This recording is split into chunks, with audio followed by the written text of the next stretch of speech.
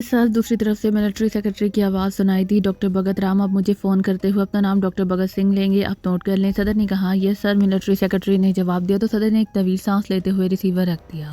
काश बाकी शाही एजेंट हमारे स्ट्रैप में फंस जाएं, सदर ने कहा। फिर एक तरफ रखी हुई फाइल उठाकर उन्होंने अपने सामने रखी और फिर सरकारी कामों में मसरूफ़ हो गए। तकरीबन 2 घंटे तक काम करने के बाद उन्होंने उठने और आराम करने का सोचा ही था कि फ़ोन की मखसूस घंटी बजी तो उन्होंने हाथ बढ़ाकर रिसीवर उठा लिया। यस, उन्होंने अपने मखसूस लहजे में कहा, डॉक्टर ज्ञानचंद का फ़ोन है जनाब। दूसरी तरफ से मिलिट्री सेक्रेटरी की आवाज़ सुनाई दी तो सदर बेख्तियार उछल पड़े। ओ कराओ बात जल्दी, सदर ने कहा। हेलो सर, मैं डॉक्टर ज्ञानचंद बोल रहा हूँ। जोरगान से 4 लम्हों बाद डॉक्टर मूलचंद की आवाज़ सुनाई दी, जो अपना नाम सदर की हिदायत के मुताबिक ज्ञानचंद बता रहा था, ताकि सदर साहब को मालूम हो सके कि वो असल डॉक्टर मूलचंद बात कर रहे हैं। कोई खास रिपोर्ट है आपके पास? सदर ने हाथ पुरजोश लहजे में कहा। ये सर, जिस तरह आपने फरमाया था वैसे ही हुआ है। आपकी कॉल आने के तकरीबन 1 घंटे बाद मेरे खसूसी फ़ोन नंबर पर कॉल आ गई। जब मैंने उसे अटेंड किया तो वो फ़ोन आपके मिलिट्री सेक्रेटरी साहब की तरफ से था। उन्होंने कहा कि आप फ़ोन पर हैं तो मैंने आपकी आवाज़ सुनी। अगर आप पहले मुझे अलर्ट ना कर चुके होते तो मैं कभी ये बात तस्लीम ना करता कि आपकी बजाय कोई और बोल रहा है, जो कि वो मुझे डॉक्टर मूलचंद ही कह रहा था। इसीलिए मैं समझ गया कि ये वही पाकिस्तानी एजेंट है। डॉक्टर मूलचंद ने तफसील से बात करते हुए कहा, बात क्या हुई है वो बताएं। सदर ने कहा, जनाब मैंने इस कॉल को टेप कर लिया है, मैं आपको टेप सुनवा देता हूँ। डॉक्टर मूलचंद ने जवाब देते हुए कहा, गुड, सुनवाएं। सदर ने कहा और चंद लम्हों बाद जब उन्होंने अपनी आवाज़ सुनी तो उनके चेहरे पर हकीकी हैरत के तासुरात उभर आए, लेकिन वो खामोशी से गुफ्तगू सुनते रहे। जब टेप खत्म हुई तो उन्होंने बेख्तियार एक तवील सांस लिया। आपने टेप सुन ली सर? डॉक्टर मूलचंद ने कहा। हाँ डॉक्टर ज्ञानचंद, मैंने टेप सुन ली है। मुझे यकीन था कि पाकिस्तानी एजेंट इस ट्रैप में ज़रूर फंस जाएंगे। इस तरह पीस कीपर पर मंडलाने वाला खतरा यकीनी तौर पर दूर हो जाएगा और हम उसे फायर करने में कामयाब हो जाएंगे। लेकिन अब अपनी कोशिशें पहले से ज़्यादा तेज़ कर देनी है और हर तरह की सिक्योरिटी भी कायम रखनी है। सदर ने कहा, यस सर, लेकिन सर सिक्योरिटी तो लॉन्चिंग पैड से बाहर है। हमारे यहाँ तो कोई सिक्योरिटी नहीं है। अलबत्ता सिक्योरिटी सेक्शन और हमारे दरमियान रेड ब्लॉक्स की दीवार है जिसे किसी सूरत क्रॉस नहीं किया जा सकता और इसमें मौजूद दरवाज़ा हम अंदर से ही खोल सकते हैं, बाहर से ये किसी तरह भी नहीं खोल सकता। डॉक्टर मूलचंद ने तफसील जानकर बयान करते हुए कहा, ओ वेरी बैड, मुझे इस बारे में तो किसी ने कुछ बताया नहीं। सिक्योरिटी इंचार्ज कौन है? सदर ने कहा, मैं क्या कह सकता हूँ sir, security incharge colonel commander हैं जो मिलिट्री इंटेलिजेंस से हैं। डॉक्टर मूलचंद ने कहा, ओके, मैं उन्हें हुक्म दे दूंगा कि फौरी तौर पर फौजी कमांडर का एक दस्ता लॉन्चिंग पैड के अंदर भेजें, ताकि अगर किसी वजह से दुश्मन अंदर भी पहुंच जाए तो उनके हाथ में के लिए वहाँ मुसल्लह अफराद मौजूद होने चाहिए। ठीक है, आप काम करें, बाकी काम हम खुद कर लेंगे, सदर ने कहा। और इसके साथ उन्होंने हाथ बढ़ाकर क्रैडल दबाया और फिर टून आने पर उन्होंने वो नंबर प्रेस कर दिए। यस सर, मिलिट्री सेक्रेटरी की आवाज़ सुनाई दी। कर्नल विष्णु से बात कराएं, सदर ने कहा और रिसीवर रख दिया। चंद लम्हों बाद फ़ोन की घंटी बज उठी और सदर ने हाथ बढ़ाकर रिसीवर उठा लिया। यस, सदर ने कहा। कर्नल विष्णु लाइन पर है जनाब, मिलिट्री सेक्रेटरी ने मुदबाना लहजे में कहा। हेलो, सदर ने कहा। कर्नल विष्णु बोल रहा हूँ सर, दूसरी तरफ से कहा गया। कर्नल विष्णु, आप फौरी फौजी कमांडो का एक दस्ता लेकर जोरगान लॉन्चिंग पैड पर पहुंचे और सिक्योरिटी स्टाफ से रास्ता खुलवाकर इस दस्ते को लॉन्चिंग पैड के अंदर पहुंचाएं। वो वहां सिक्योरिटी का काम करेंगे और जब तक पीस कीपर फायर नहीं हो जाता इस वक्त तक ये दस्ता अंदर ही रहेगा। और उन्हें बता दें कि अगर दुश्मन एजेंट किसी भी तरह अंदर दाखिल हो जाए तो उन्होंने फौरन उन्हें हलाक कर देना है। लॉन्चिंग पैड और साइंसदानों की हिफाजत उनका फर्ज होगा, सदर ने कहा। यस सर, कर्नल विष्णु ने जवाब दिया और सदर ने रिसीवर रख दिया। डॉक्टर मूलचंद की कॉल का मतलब है कि कर्नल विष्णु और कर्नल कमांडर के दरमियान जो ट्रांसमीटर कॉल हुई वो वाकई पाकिस्तानी एजेंटों ने कैच कर ली थी और न जाने उन्होंने डॉक्टर मूलचंद का फ़ोन नंबर कहाँ से और कैसे मालूम कर लिया। सदर ने खुद कलामी के अंदाज में बात करते हुए कहा और एक बार फिर वो अपने सरकारी कामों में मसरूफ़ हो गए और उन्हें काम करते हुए भी थोड़ी देर ही हुई थी कि फ़ोन की घंटी एक बार फिर बज उठी तो उन्होंने हाथ बढ़ाकर रिसीवर उठा लिया। यह सदर ने रिसीवर कान से लगाते हुए कहा, डॉक्टर भगत सिंह की कॉल है जनाब। दूसरी तरफ से मिलिट्री सेक्रेटरी की मुदबाना आवाज़ सुनाई दी तो वो बेहतियार चौंक पड़े। ओ यस, कराएं बात, सदर ने तेज़ लहजे में कहा। हेलो सर, मैं डॉक्टर भगत सिंह बोल रहा हूँ रूहल लॉन्चिंग पैड से। दूसरी तरफ से डॉक्टर भगत राम की आवाज़ सुनाई दी, जो सदर की हिदायत के मुताबिक कोड के तौर पर अपने आप को भगत राम की बजाय भगत सिंह कह रहा था। ये क्या रिपोर्ट है? सदर ने कहा, सर आपकी आवाज़ और लहजे में मुझसे बात की गई और ये पूछा गया कि रोहिल लॉन्चिंग पैड में क्या हो रहा है, तो मैंने आपकी हिदायत के मुताबिक फ़ोन करने वाले को बताया कि रोहिल लॉन्चिंग पैड पर पीस कीपर को हला में भिजवाए जाने पर काम हो रहा है और उसमें एक तकनीकी खराबी की वजह से मिशन एक हफ्ता लेट हो गया और अब 10 रोज़ बाद उसे हला में फायर कर दिया जाएगा। डॉक्टर भगत राम ने तफसील बताते हुए कहा, ठीक है, आपके हिफाजती इंतजाम तो पहले से ही फुल प्रूफ हैं या कोई कमी है, क्योंकि अब पाकिस्तानी एजेंट अरूहल में आपके लॉन्चिंग पैड पर हमला करेंगे और आपने आइंदा 10 रोज़ तक उसे हर सूरत में रोकना है, सदर ने कहा। सर, हमारे हिफाजती इंतजाम फुल प्रूफ हैं, वो यहाँ कुछ भी नहीं कर सकते, आपको तो मालूम है, डॉक्टर भगत राम ने कहा। ओके, सदर ने कहा और हाथ बढ़ाकर उन्होंने क्रैडल दबा दिया। फिर टून आने पर उन्होंने 2 बटन प्रेस कर दिए। ये सर, दूसरी तरफ से मिलिट्री सेक्रेटरी की मुदबाना आवाज़ सुनाई दी। चीफ शागिल जहाँ भी हो उनसे मेरी बात कराएं, सदर ने कहा और रिसीवर रख दिया। पहली बार ये ज़हीन लोग हमारे ट्रैप में फंस रहे हैं। इसका मतलब है कि इस बार खुशकिस्मती उनका साथ नहीं दे रही। अब उन्हें हर सूरत में हलाक हो जाना चाहिए। सदर ने रिसीवर रखकर खुद कलामी के अंदाज में कहा और फिर तकरीबन 20 मिनट बाद फ़ोन की घंटी बज उठी तो सदर ने हाथ बढ़ाकर रिसीवर उठा लिया।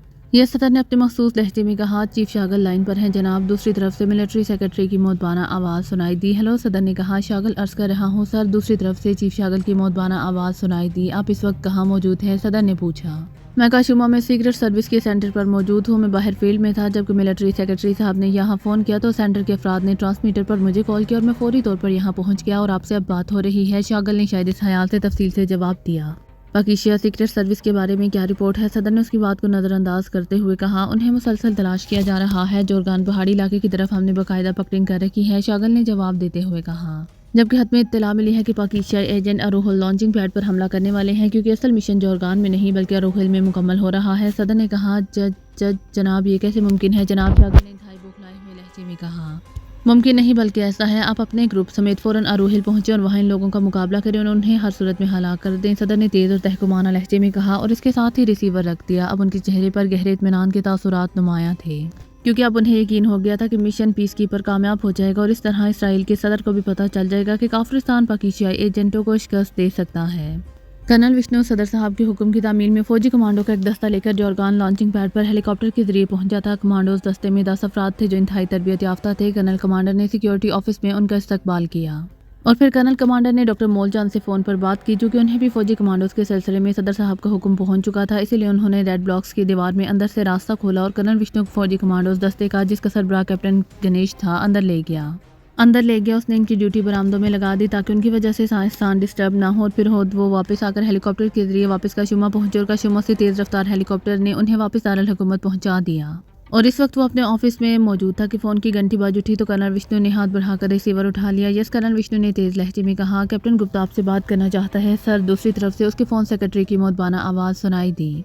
कौन? कैप्टन गुप्ता? कर्नल विष्णु ने चौंक कर पूछा। जनाब कमांडो सेक्शन का कैप्टन गुप्ता, दूसरी तरफ से कहा गया। अच्छा कराओ बात, कर्नल विष्णु ने मुंह बनाते हुए कहा। हेलो सर, मैं कमांडो सेक्शन का कैप्टन गुप्ता बोल रहा हूँ। आप अगर मुझे बिलमुशाफा मुलाकात की इजाज़त दे दें तो पाकिस्तानी एजेंटों के बारे में अहम बात हो सकती है। दूसरी तरफ से मौतबाना लहजे में कहा गया तो कर्नल विष्णु पाकिस्तानी एजेंटों का हवाला सुनकर बेख्तियार चौंक पड़ा। क्या बात? कर्नल विष्णु ने बेसाख्ता पूछा। सर, उनकी हलाकत आसानी से हो सकती है। इस सिलसिले में तफसीली बात करना चाहता हूँ ताकि उनकी हलाकत का क्रेडिट मिलिट्री इंटेलिजेंस को मिल सके। कैप्टन गुप्ता ने कहा। ओके, आ जाएं, कर्नल विष्णु ने इजाज़त देते हुए कहा। फिर उसने अपने पर्सनल सेक्रेटरी को फ़ोन पर कैप्टन गुप्ता को ऑफिस में भिजवाने का कहकर रिसीवर रख दिया। उसके जहन में बार बार कैप्टन गुप्ता का ये फिक्रा गूंज रहा था कि पाकिस्तानी एजेंटों की हलाकत का क्रेडिट मिलिट्री इंटेलिजेंस को मिलना चाहिए और इस हवाले से वो सोच रहा था कि ये क्रेडिट अगर वाकई उसे मिल जाए तो शागल पर बरतरी को सदर साहब के सामने साबित किया जा सकता है।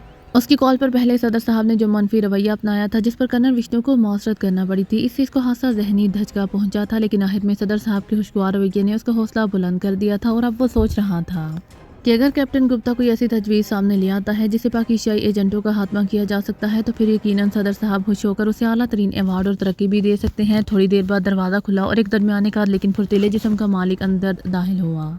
उसने कर्नल विष्णु को फौजी अंदाज में सल्यूट किया। बैठो कैप्टन गुप्ता, कर्नल विष्णु ने उसे गौर से देखते हुए कहा क्योंकि उसे ये तो मालूम था कि कैप्टन गुप्ता फौज के कमांडो सेक्शन में मौजूद है, लेकिन उसे कभी बराह रास्त इस अंदाज में मुलाकात या गुफ्तगू ना हुई थी। यस कैप्टन गुप्ता, आप क्या कहने आए हैं? कर्नल विष्णु ने आगे की तरफ झुकते हुए कहा। सर, मेरी सर्विस फाइल मंगवाकर आप चेक कर लें। मैंने काफिरिस्तान की सबसे बड़ी एजेंसी ब्लैक फोर्स में 4 साल तक काम किया है। ब्लैक फोर्स के सरबराह कर्नल फरीदी थे। कर्नल फरीदी पाकिस्तानी एजेंटों से बड़े एजेंट थे और फिर वो इस्लामी दुनिया की सिक्योरिटी के लिए काफिरिस्तान से इसीलिए चले गए कि यहाँ की हुकूमत से इनका किसी बात पर इख्तलाफ हो गया था। पाकिस्तानी अली इमरान का मुकाबल पूरी दुनिया में कर्नल फरीदी को समझा जाता था और ये इमरान कर्नल फरीदी को अपना मुर्शद कहता था। गो में ब्लैक फोर्स के किसी आला ओहदे पर फाइज नहीं था बल्कि आम कारकुन था, लेकिन कर्नल फरीदी ने ब्लैक फोर्स की तरबियत इस अंदाज में कराई थी कि ब्लैक फोर्स का हर कारकुन आला तरीन सीक्रेट एजेंट से किसी सूरत भी कम नहीं था। कर्नल फरीदी के जाने के बाद ब्लैक फोर्स तोड़ दी गई और मैं कमांडो सेक्शन में वापस चला गया क्योंकि मैं पहले कमांडो सेक्शन में ही था जब कर्नल फरीदी ने मेरी फाइल देकर मुझे ब्लैक फोर्स में शामिल कर लिया था। कैप्टन गुप्ता ने मुख्तसर तफसील बताते हुए कहा। आप मुख्तसर बात करें, मेरे पास इतना वक्त नहीं है कि मैं माजी की बातें सुनता रहूं। कर्नल विष्णु ने कदर उकताए हुए लेकिन सख्त लहजे में बात करते हुए कहा। ये सर, मुझे आपके कीमती वक्त का बाखूबी एहसास है, लेकिन मैंने ये सारी बातें इसलिए की हैं कि मैं आपके सामने जो तजवीज़ पेश करने लगा हूँ उसे आप अहमियत दें। कैप्टन गुप्ता ने जवाब दिया। क्या तजवीज़ है वो बताएं? कर्नल विष्णु ने एक बार फिर सख्त लहजे में कहा। वो शायद उसे इतना भी बर्दाश्त ना करता, लेकिन पाकिस्तानी एजेंटों के हाथ में की बात की वजह से वो बर्दाश्त कर रहा था।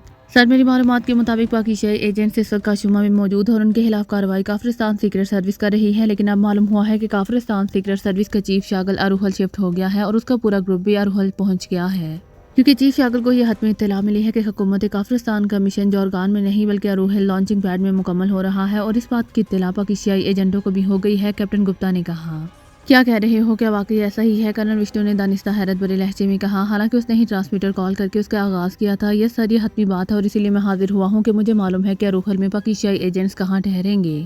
अगर हम वहाँ उनका खात्मा कर दें तो ये फौज की जीत होगी। कैप्टन गुप्ता ने कहा, आप तफसील बताएं कि कैसे आपको इस बात का इल्म हुआ? कर्नल विष्णु ने तेज लहजे में पूछा। सर, मैं गुज़िश्ता 6 सालों से अरूहल की छावनी में तैनात हूँ और मेरे तहत कमांडोज का एक दस्ता है। हमारा फ़र्ज़ अरूहल में वाक़या काफिरिस्तान के खुफिया एटमी तंसीबात के खिलाफ काम करने वालों को चेक करके गिरफ्तार और उन्हें हलाक करना है। इसीलिए मैं और मेरा दस्ता अरूहल के न सिर्फ चप्पे चप्पे से वाकिफ़ हैं, बल्कि हम यहाँ काम करने वाले अहम लोगों से भी वाकिफ़ हैं।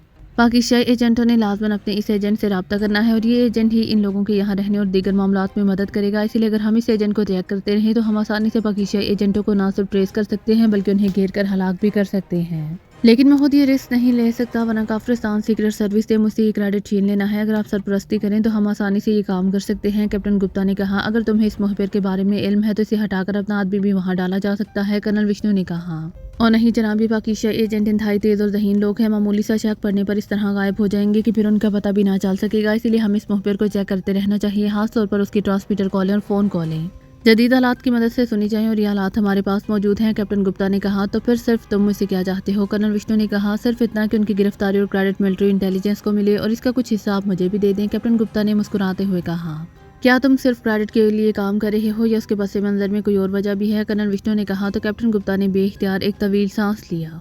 असल बात यह है कि मैं इस इमरान को हत्मा करना चाहता हूं, क्योंकि जब मैं कर्नल अफरीदी की ब्लैक फोर्स में था तो एक मिशन के दौरान उसने मुझे इस अंदाज में इस्तेमाल किया था कि मैंने अपने ही हाथों काफिरिस्तान का मिशन उसके हवाले किया था और इमरान फदा के डंके बजाता हुआ वापस पाकिस्तान चला गया। कर्नल अफरीदी बहुत अजीम आदमी है, उन्होंने मुझे सजा देने की बजाय माफ़ कर दिया था, लेकिन इमरान के खिलाफ मेरे दिल में एक गिरा बैठ गई थी और मैं इस इंतकाम का जज्बा कई सालों से दिल में लिए फिर रहा हूँ। अब मुझे जब मौका मिल रहा है तो मैं इंतकाम भरपूर अंदाज में लेना चाहता हूँ।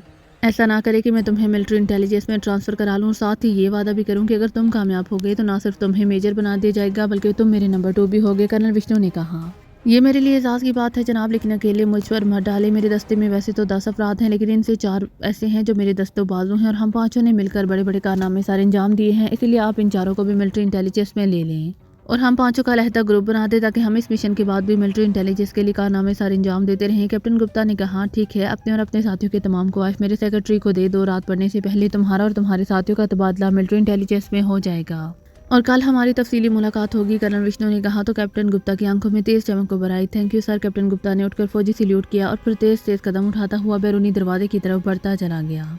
अब मैं शागल को शिकस्त दे दूंगा और सदर साहब को मेरी अहमियत तस्लीम करना पड़ेगी, कर्नल विष्णु ने मुसरत भरे लहजे में बड़बड़ाते हुए कहा और इस अंदाज में सर हिला दिया जैसे वो फातेह बन चुका हो।